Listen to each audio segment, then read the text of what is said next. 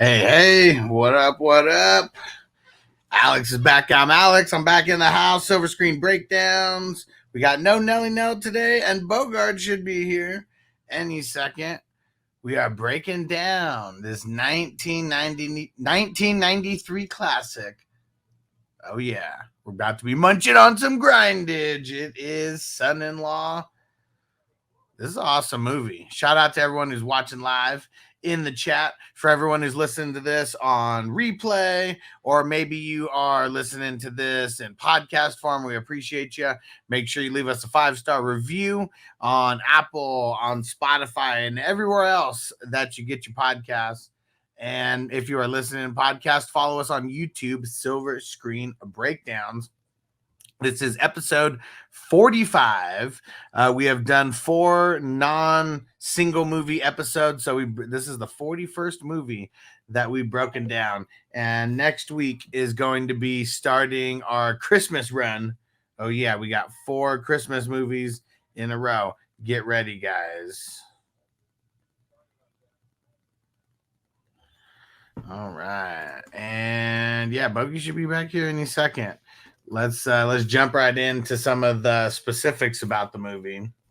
So 30-year anniversary, released July 2nd, 1993. I mean, it was all about Pauly Shore in this movie. I didn't even know that this was a Disney movie back when Disney seemed to do a lot of random movies that Buena Vista would distribute for. This was one of those movies. And I believe this was his second movie in the 3-picture deal that he had with Disney. And yeah, very him and Disney didn't have too good of a split. And that's because of In the Army Now, apparently didn't do as good as they thought it was supposed to do.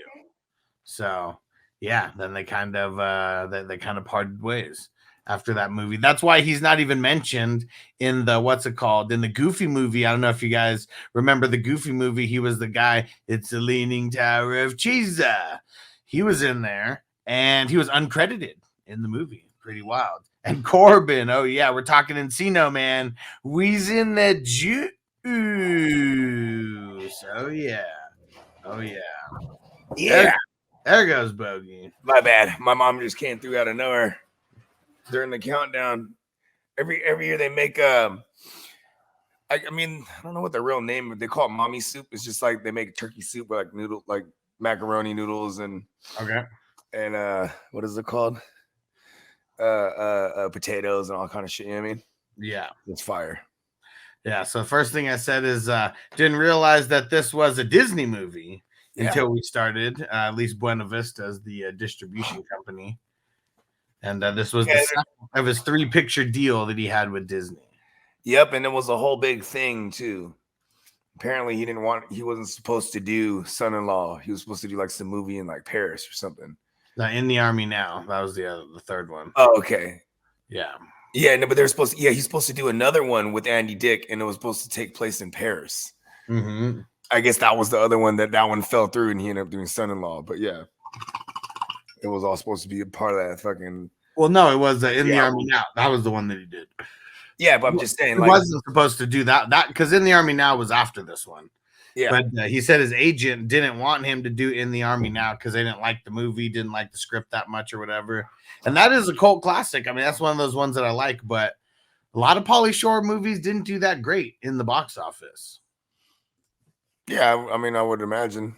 Like, I mean, it was very short lived. Like, I mean, by the time he got to the other movies, he already chopped the wig. You know what I mean? This is the last movie where he had the wig. Well, In the Army Now was the one officially. Yeah. And that was the next one after this. Well, and that was also why he did Biodome was after that. You know what I mean? Yeah, and Jury Duty and a couple other ones.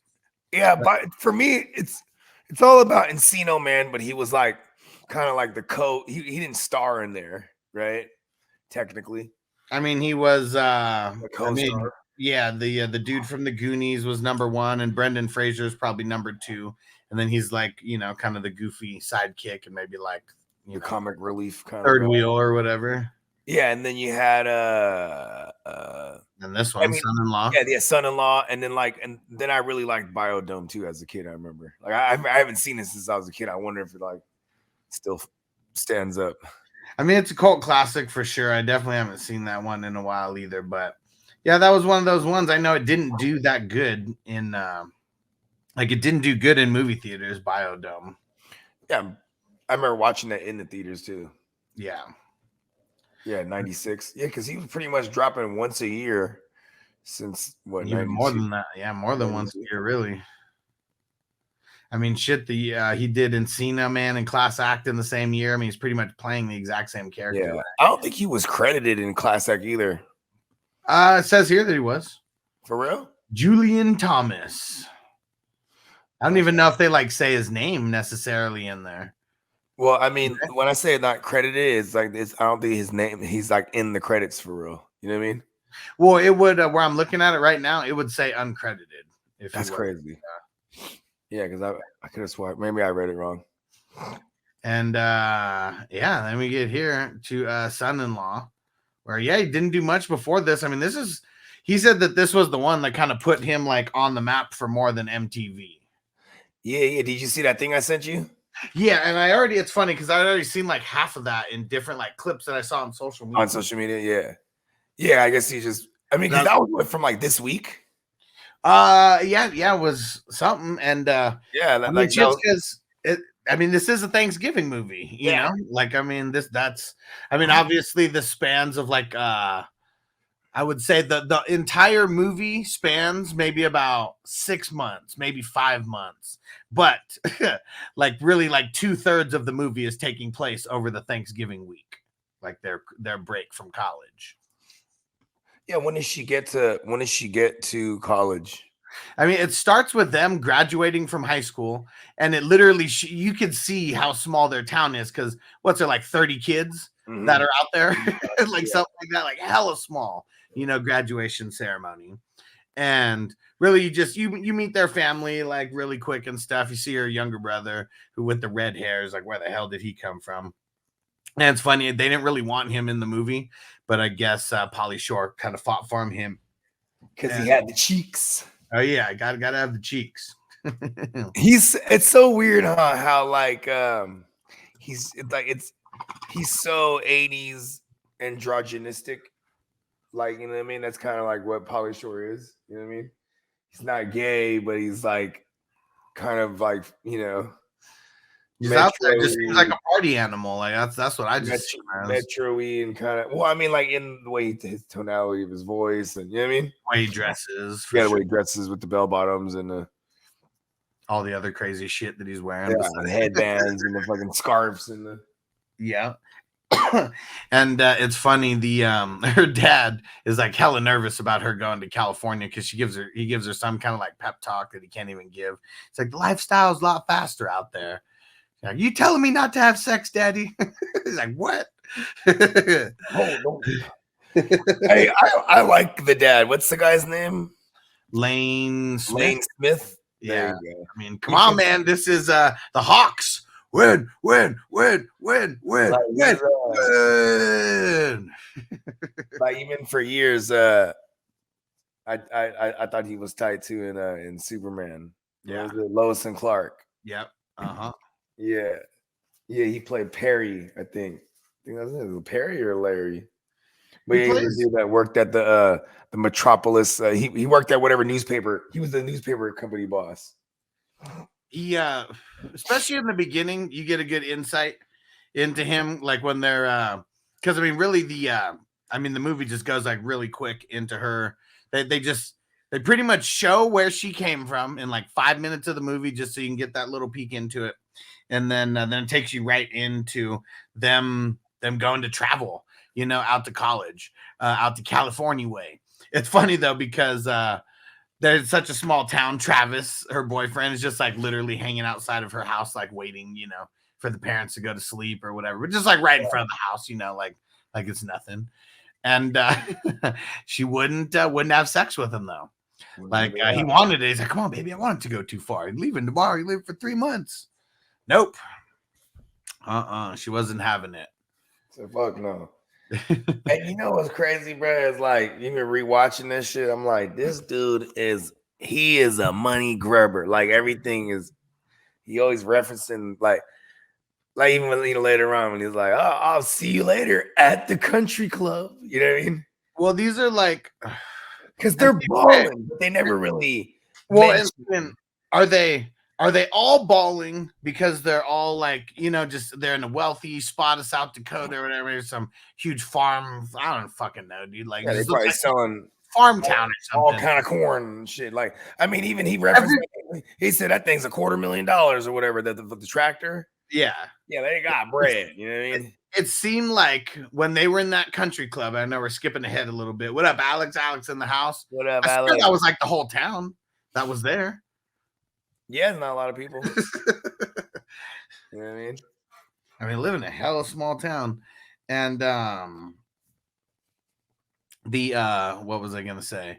So when they're finally like leaving and they're taking off, and you meet her grandpa like real quick, and you could just see like she has like some little horse or something that's like her reminder of home.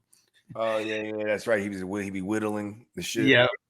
And as soon as they take off, it's like it cuts from them, getting on the road in South Dakota to them getting into California. Traffic slamming on the fucking brakes and everything. And the dad, man, I felt for the dad, because watching this as a kid, you don't really care. But as a dad, you see things a little bit differently. And the little kid, Zack or whatever, he's like, the dad Walter, he's trying to get the son to help, and of course he's been a little asshole, doesn't want to do anything, and he's like carrying the trunk. He's like, "Come on, Zack, like pick up the trunk," and then like this Rebecca says something like, "Come on, Zack," and he drops it. "I'm not a bellboy," and then the mom gets hella pissed because she's hella embarrassed.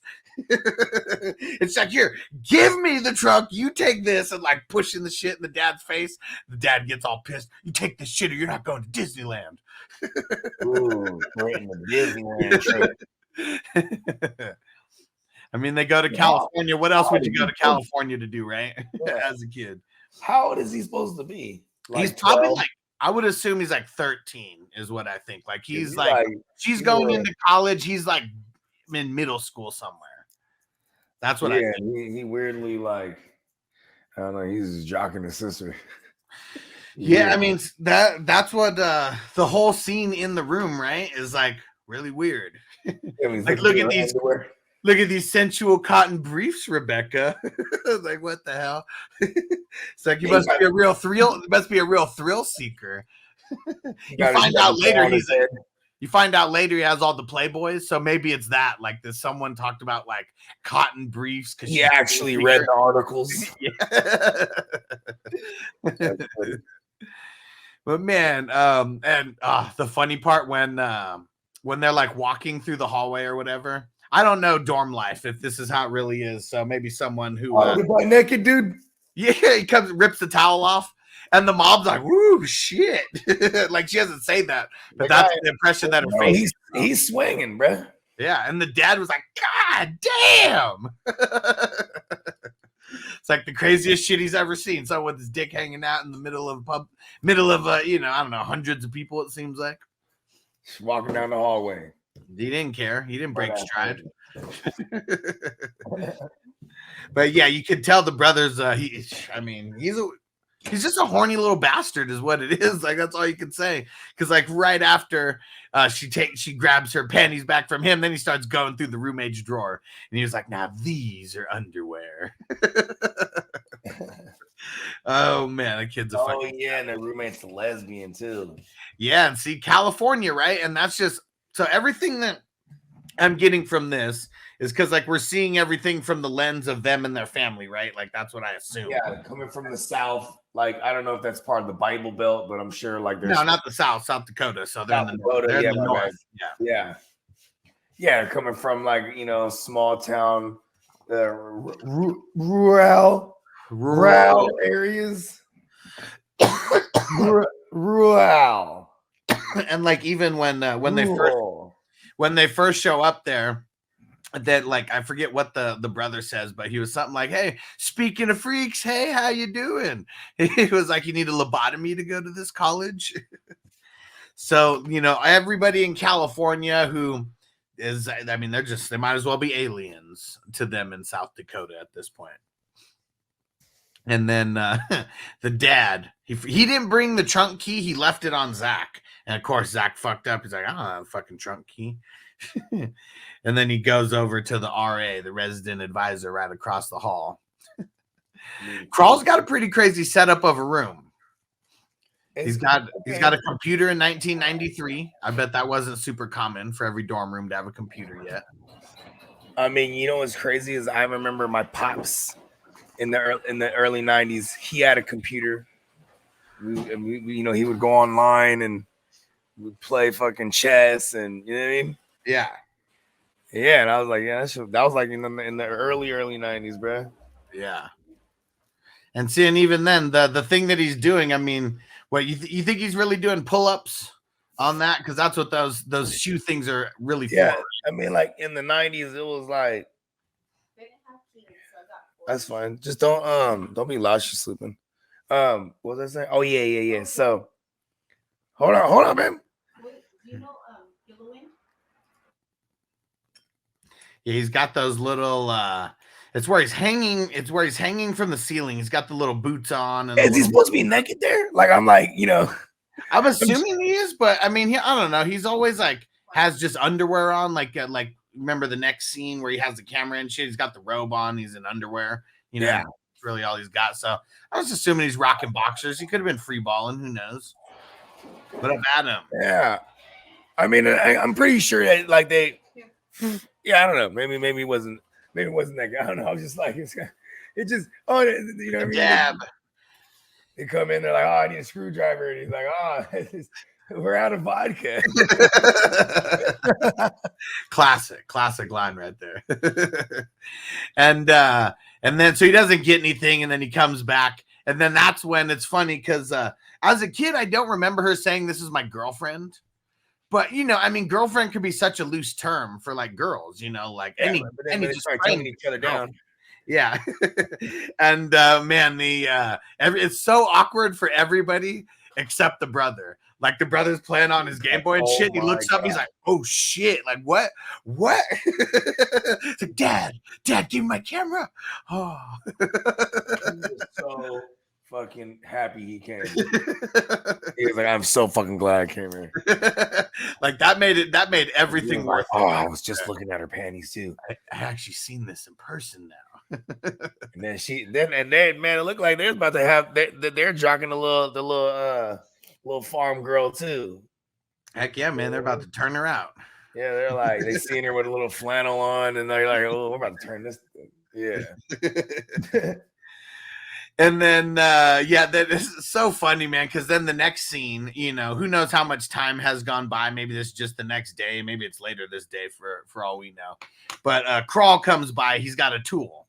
And he's got his camera, you know, like, who knows what he is. I assume maybe he's doing some kind of, like, film major, you know, now, or, like, videography major. I guess that's the run-on joke, though, right? Yeah. He majored in it for 2 semesters or whatever. Like, basically everything at one point or another. Yeah, like even the way he's talking, you have got charisma. And she's like, what's that? Talking about what's in his hand. He's like, charisma, it's a special quality of leadership, and going into his whole spiel. And super funny. And and then he starts asking her, like, hey, so where are you from? South Dakota. Oh, fresh off the farm, right across the hall. Imagine that. So you're inbred.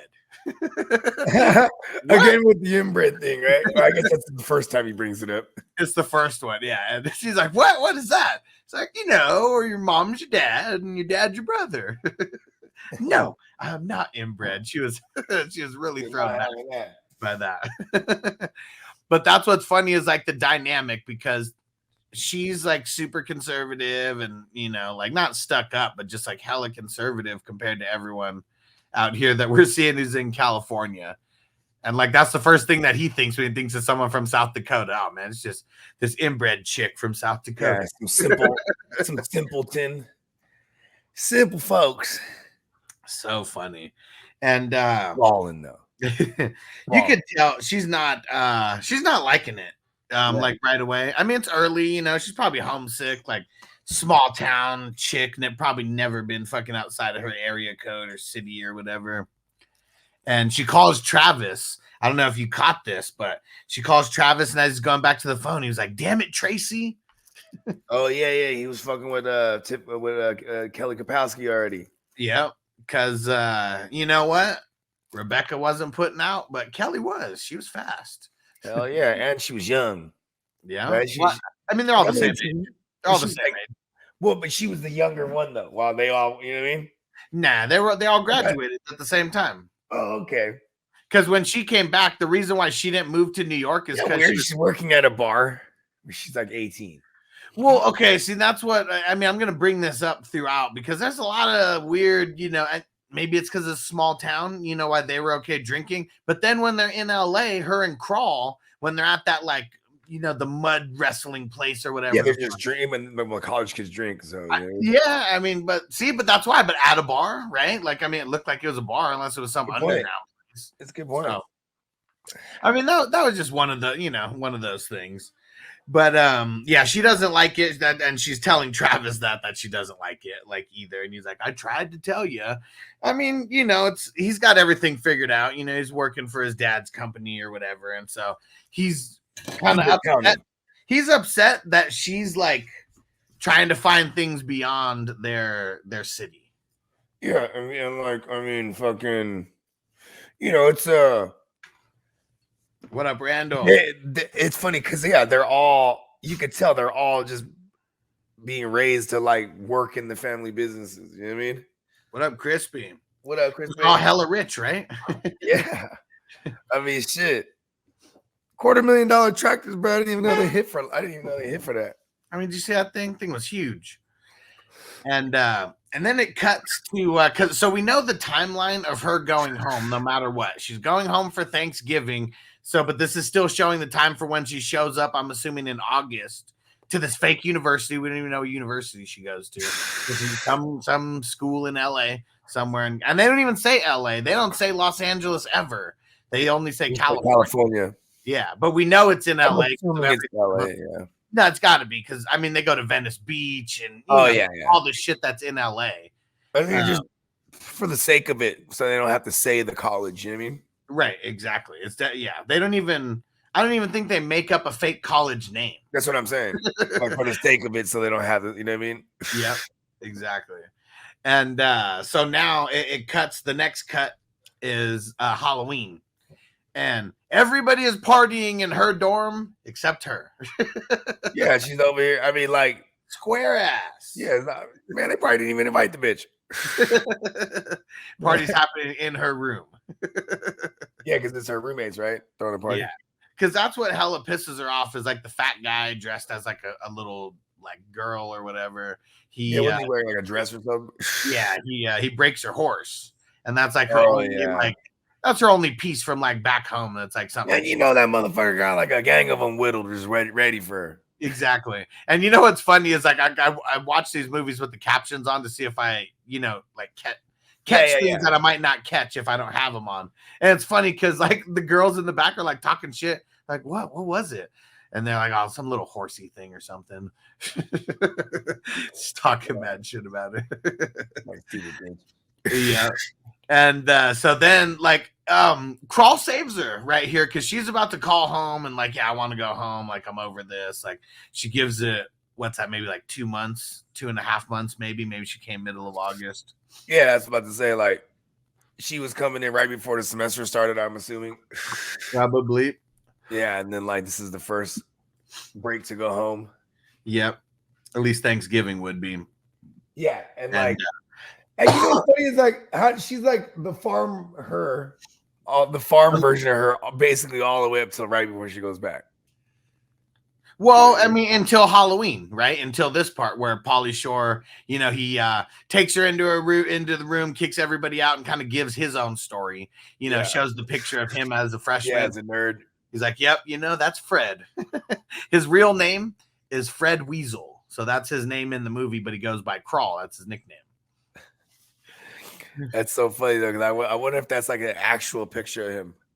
I mean, it looks like it, right? Like, Yeah, like it's not like they were he doing could have like taken that picture de-aging or for this anything. movie. Like he could have been that age, but yeah, that would be cooler if that was like, yeah, from like, I don't know, 10 years ago in his real life or 5 years ago or whatever. He went to I think he went to high school with like Nick Cage and like Snoop and all them, right?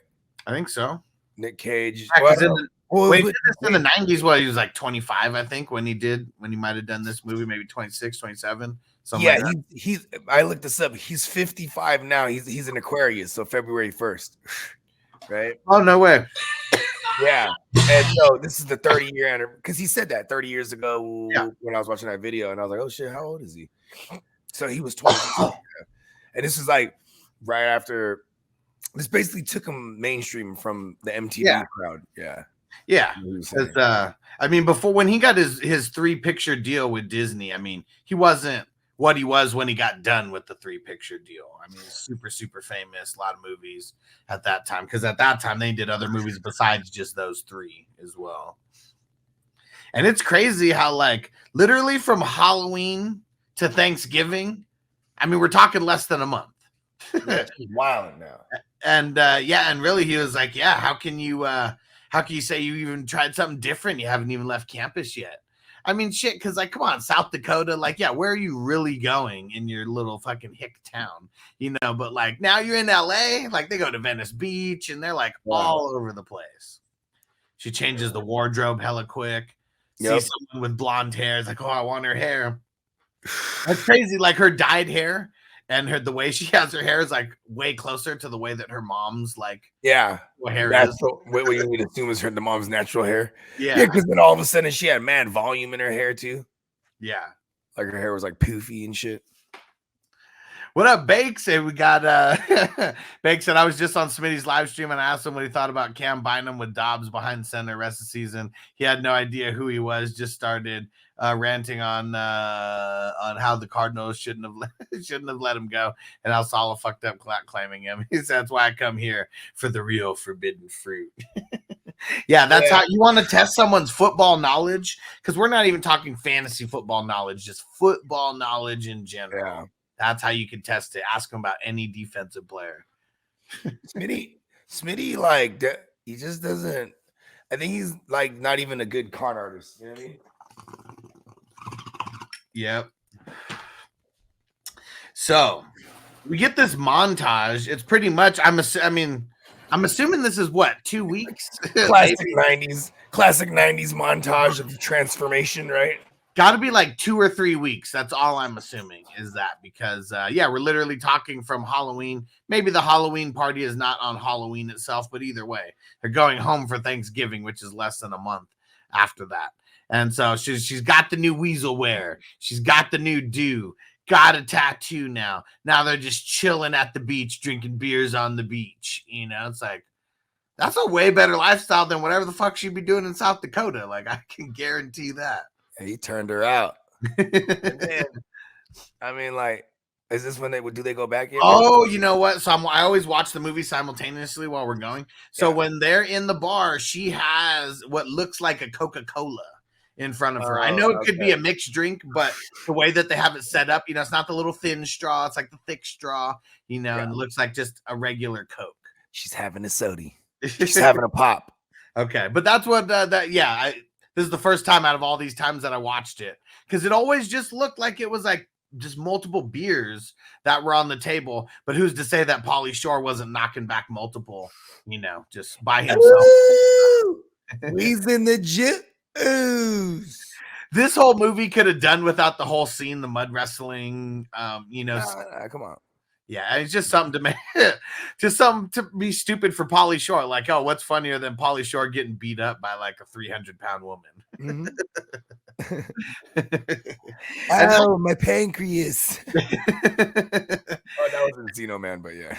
And that's what's crazy is like, and that's it. Like, that is like, that's the whole lead up. I'd say that is act 1 of our movie right there. And then the next cut scene is them getting ready to leave for Thanksgiving. Her roommate is like taking off. She says goodbye, and Travis calls her on the phone to tell her that he's happy that he's going to see her for Thanksgiving. And when she picks up the phone, she's like, "Who's this?" He's like, "Travis, your boyfriend."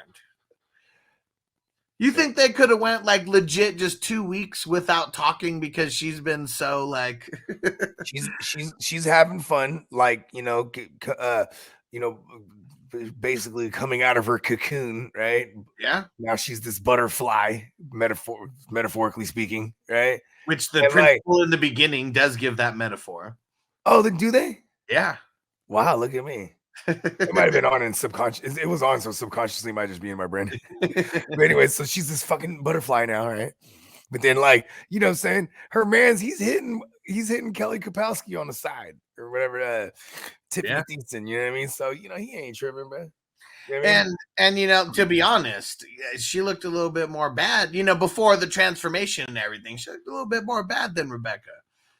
Yeah, I don't know. I think she's. I still prefer her anyway. But then she's one of the GOAT crushes for me when I was a kid. You know what I mean? For sure, hell yeah. She's only like 10 years older than me now. Yeah, you and every other guy who's anywhere 5 years younger or 5 years older. I wonder what she is. I wonder what kind of white she is. She thinks like German or something.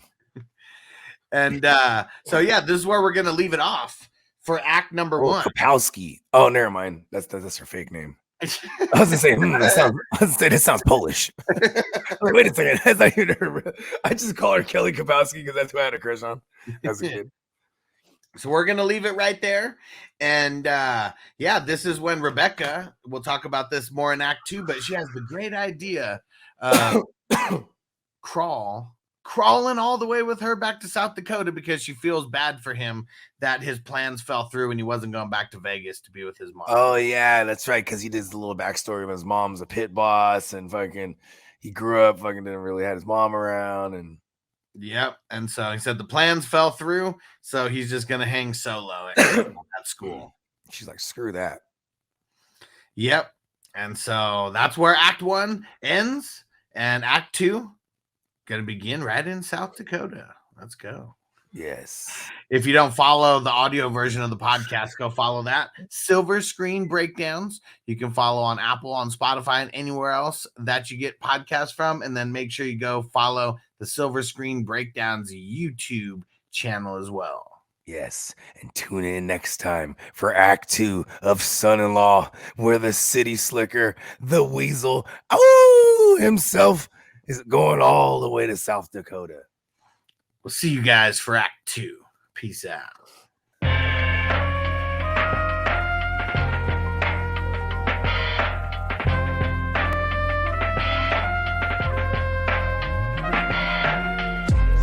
Silver screen, motion picture shit. This ain't a dream, we really lit this shit. Don't intervene, yo, we with this shit. That's where the most high, we the most lit.